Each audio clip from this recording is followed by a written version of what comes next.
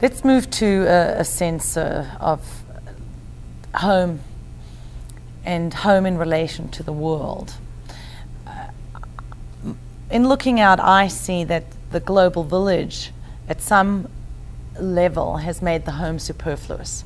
So kids can be in their house, connecting to friends overseas, Facebook, Twitter, whatever it is, people are connecting so much outside of the home. This input that's coming in, that's informing them about how to live their lives. And I'm not just talking about kids or teens, but everyone is connected in a very different way than they used to be. So on the one hand, you could say that makes the home superfluous. Don't need the home because the world became our home. And on the other hand, when we look at the kind of connections that exist through social media and the internet, they're very vacuous. You know, kids, people texting to each other all the time, and they're in the presence of other people. You know, my daughter told me that teens can be sitting together and texting privately to the group. So what kind of connection is really happening there? It seems it's not what would fill up that really hungry, deep place inside that you're talking about, which makes the home more necessary than ever. So on the one hand, it's rendered superfluous, and on the other, the home is more necessary than it's ever been before. How do you see our negotiating that divide? Well, you look at any natural creature except human beings, you see they all begin a stage of their lives being nurtured in their nest. Whether it's a nest under the water, or it's a nest in a tree, or it's a cave, or whatever environment. And I think, going back even to the analogy I gave before about deep roots and bear good fruits, unfortunately we live in a world where many childhoods are being aborted. And I don't mean that in abortion, I mean it psychologically. People are not given the time to develop in that hearth, the nurturing womb. That's an extension. After the 9 months in one's mother's womb, there's also a womb of the home. And a home has become a house, at best, a shelter, a place to protect ourselves from the elements, to maybe show off some of our museum pieces. I know people who are extremely wealthy and they say, my house is a museum. It was never a place of love. I always had to find love outside of the home. When you hear that, it makes you cry. Because a child that does not get that type of nurturing, a bird that does not have its time in its nest, will never be able to fly. It may run from a fire and search, but it will not have the confidence that has to be built in the early stages of a person's life. So what you're describing is exactly correct. I think the desperation of finding some social connection is what's driving a lot of the social networking. There's a deep desperation. Friends are getting a new name, what the meaning of a friend is. And it's all, again, a void that's in the hearts of people, which is unfortunately... I think in looking at social structures, I would describe communism as a culture that sacrificed the individual for the community. Capitalism sacrifices community for the sake of the individual. And I think even in the home, it's almost as if the unit of the home disintegrates because there's such an emphasis in our culture on individuality and self-actualization. All extremes are unhealthy. If you don't, it's like what Hillel said, it's the perfect balance. Emein anili mili. You have to have a sense of self. If I'm not for myself, who will be for me? And then if I'm only for myself, what am I? Children in a home don't just learn to be individuals and confident, they also learn to interact with other people in a healthy home.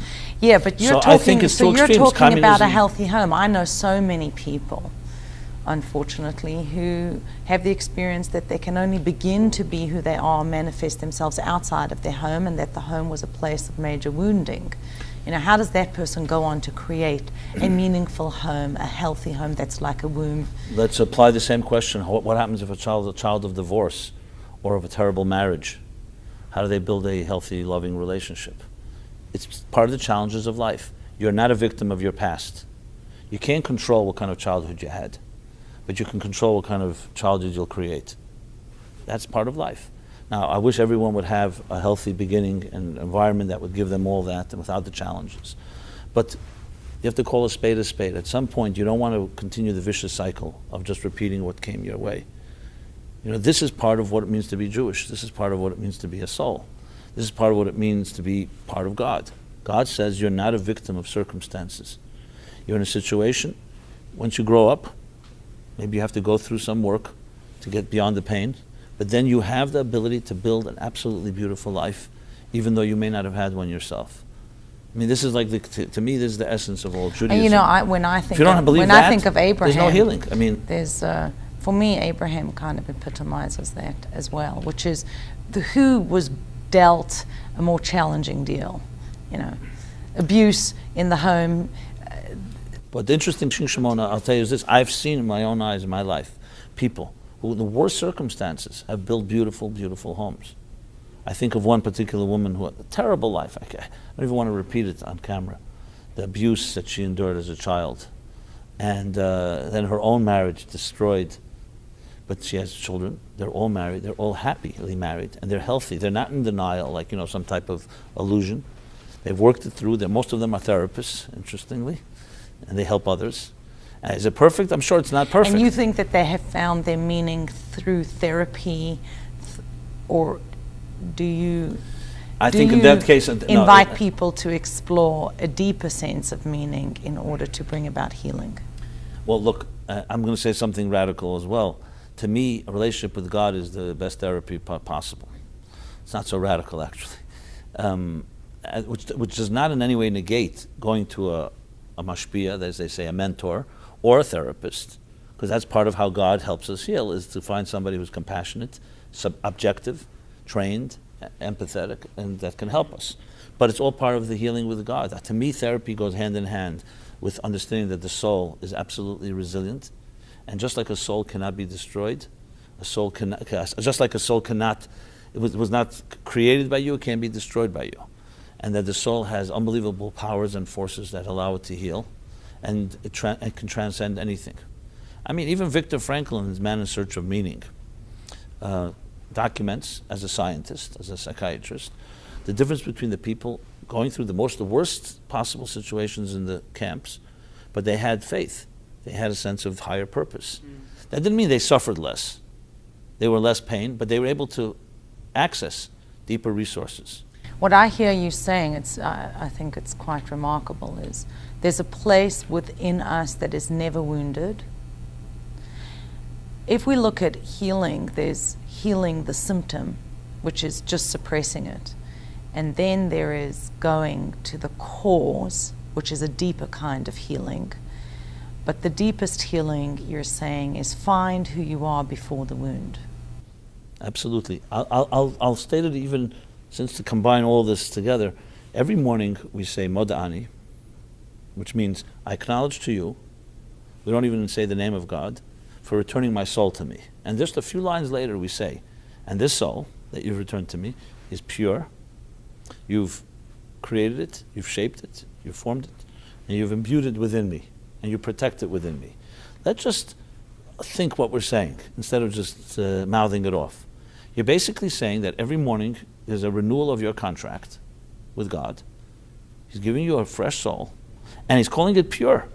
Now, yesterday you could say, my soul didn't do such pure things in the day before, and I grew up in a home that was far from pure. Why are you telling me my soul is pure? And every day we say it. So even without any deep meditation on the topic, the simple statement is, your soul is intact. The problem is the arteries, the channels that connect your soul to you. Your job is to access that part of you. And it never goes away. I mean, even the concept of the inner child in contemporary psychology is very fundamentally based in Judaism. The child never dies. When I mean the child, I mean the soul, the purity, the innocence, the adventure. Some of we discussed earlier, the creativity. The problem is life hardens our arteries. Then there's the prayer pressure, there's school, there's the routines, and then suddenly you're no longer that person that was once like freshly fallen snow. You are that person deep inside. Right. You don't have access but now to your it so-called your of the outer shells personality, and crusts. your outer personality is no longer aligned. So the first step, which is very much what this course is all about, is to find out, what does it look like? What does my template look like before it was battered and shattered and trampled upon in the wounds? And then how do I align the two, or start aligning the two. That's the key.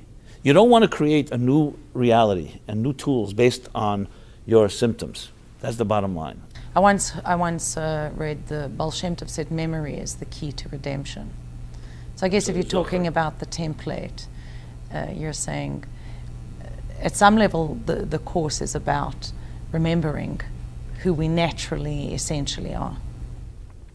Absolutely. You know, the most moving stories are those that where a person looks at their life when they're 40, 50, 60, 30, whatever, and there's some flashback to childhood that was so different, and you see, like, how did this become this? Right. You know, I mentioned that person I mentioned earlier. There's a woman I know well, and she sent me a picture of herself as a child, which I didn't know her as a child. And she wrote, and it just brought tears to my eyes. She writes at the bottom, how did this become this? You know, I don't recognize myself. Because it's not just the picture, it's the innocence before all that has happened. Right. And it's one of the saddest things. But Judaism teaches us, interestingly, that the God who created time tells you, you can go back in time. Not physically, but you can go back. Now. You can access that power today. Absolutely. That's the concept of tshuva, ultimately. That we're not just fixing things from here on.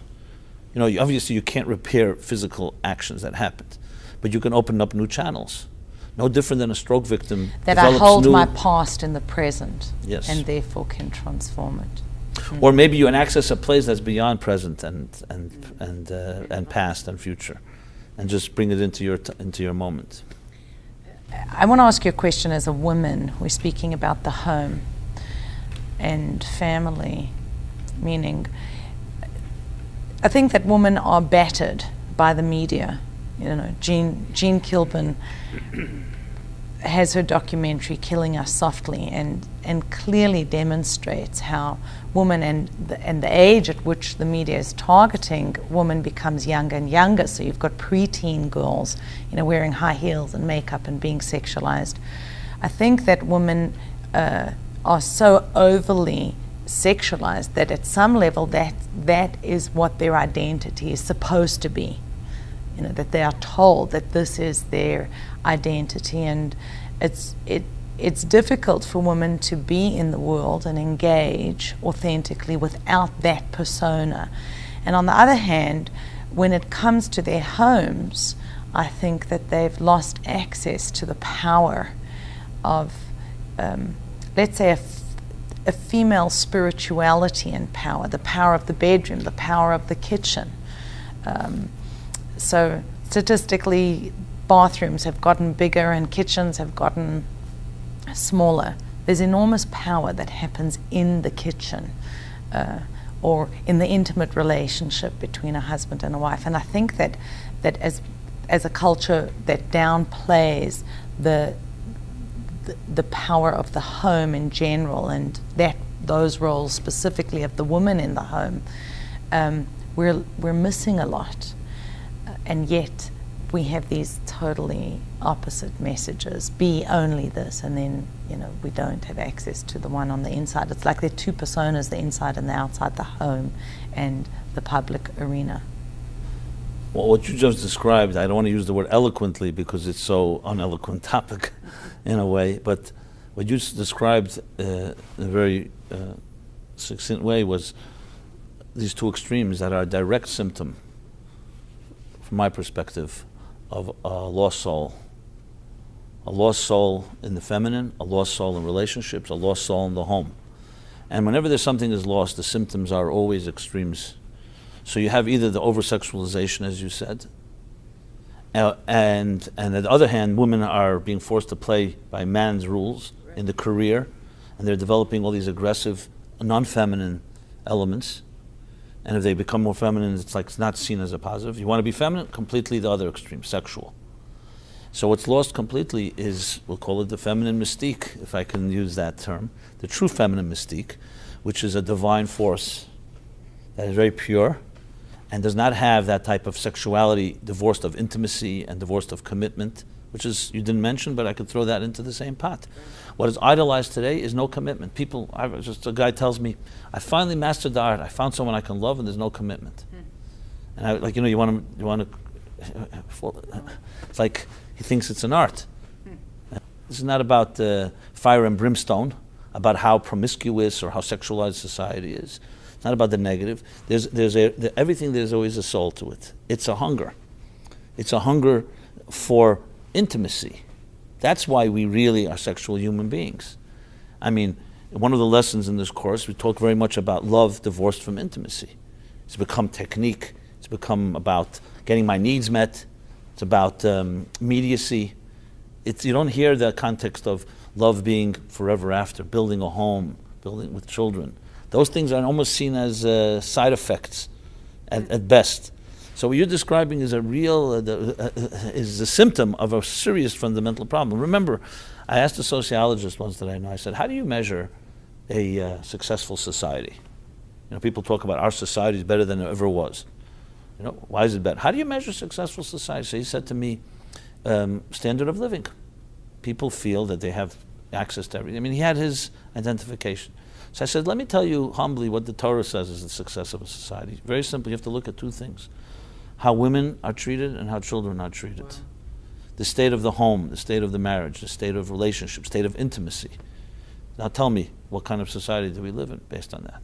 But we create the illusion because we have power. We have options, so to speak. We have access. We think that is progress. Now, I'm not taking away from the beauty of that and the success of that, but what's been compromised seriously, people do not see the home as a center of life. As I said earlier, the home is a shelter. And a woman, yes, if the man has built his career outside of the home, why do I have to be sitting here with nagging children and, as you said, in the kitchen and preparing food? We can go out to eat, which is what most people do many, many times. But their hunger remains. Remember, all this is not alleviated by the fact that the soul is still looking for intimacy, not just sexuality. It's looking for love, not just a one-night stand or just a short-term relationship. I think the public arena is very glamorous and seductive. It's not as glamorous, at least in our culture. You want tenure, you want your name up in lights. You don't want to come home in the privacy of your home and deal with running noses. And I read recently that many people prefer to stay late at work without even being asked, because somehow you don't have to deal with conflict in the work arena in the same way that you do when you come home. Well, coming home gets you to do it in a different way. And what do you think that mania and addiction to sports is all about? Sports has the challenge of two teams, but you don't have any consequence. All you're doing is watching it. And nothing happens. Nothing really changes. But you think it's like, and all that. I just want to mention one thing, which as an aside, but I think is very relevant. 2 years ago, I was part of a joint panel in Peru, Lima, Peru, with a professor. It was on happiness. So I spoke from the Torah Jewish perspective, and he discussed it in a scientific perspective. And he said two things that I remember that remained with me, were very interesting. One statistic, that per capita the happiest people in the world is a country called Holland, the Netherlands. And there are different theories for it. Some say because everyone has health insurance. Some say because it's more of a type of socialist environment. Everyone's taken care of. That is interesting. In Holland, there's no public advertising. Wow. Billboards and all that, it doesn't exist. Right. So, and then he came to statistically that in the United States, by the time you're age 20, the average American has seen 1 million advertisements. 1 million. Well, Kilburn actually said on her video, and that was made, I think, in '99, that the average American watches 3 hours, I think, of ads a day, and over the course of a lifetime it comes to numerous years. I don't remember that maybe 3 years of your life is spent watching ads. And we're not even getting to the subliminal message within movies and films and the things that you think are even content rich. And all the whole marketing, the world of marketing. So when you speak about shutting down the senses and the outside in order to find so his meaning, conclusion was, obviously, when they see all these options and you see, oh, I don't look like that, and I don't have that type of car, and I can't smoke this and this and that, you become miserable by seeing all these options you don't have. Whereas if you lived in that one-room apartment in Russia 200 years ago, and people loved you, and you had that type of happiness. So again, we're not trying to vilify or suggest that modernity doesn't have its blessings. We're not turning the clock back. But we have to be much more vigilant today because you have all that exposure. And if the soul is not solidly grounded, it will be completely hijacked by the world around us. No doubt about it. You know, one of my meditations lines that I tell myself and others is that my sadness or dissatisfaction with my life is in direct proportion to the gap between what is and what I want it to be. Is there, you know, in looking for meaning, I want things to be different, but in some way I have to want what is. I remember once coming home and I'm not a depressed type, but I was not in a great mood. My daughter was maybe 6, 7 years old, and she says to me, you know, she just instinctively, and I never forget it because she says to me, when you don't when you don't have what you want, it's time to start wanting what you have. Whoa. She read it somewhere or heard it. You know, it wasn't her own. No, it wasn't her own thing. And I remember, I never forget till to this day. It's 20 years later.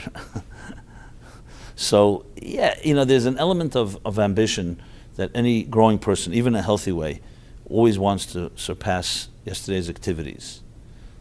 The Rebbe would always talk about Mailam B'Kodesh, Misha Yesh Leimana. You have 100 today, you want 200 tomorrow. And that's a healthy thing. But at the same time, there's that Ezu Asher, who's the wealthy person, who's the prosperous person, Hasameach Bechelke, the one that's satisfied with his lot or her lot, satisfied with what they have. And it's not a contradiction, because in all matters of spirituality or transcendence, growth is necessary. Right. In materialism, it's the opposite way around. But when God blesses somebody with abundance, the key is not to throw it away. That's not what we believe. The key is to transform that into a catalyst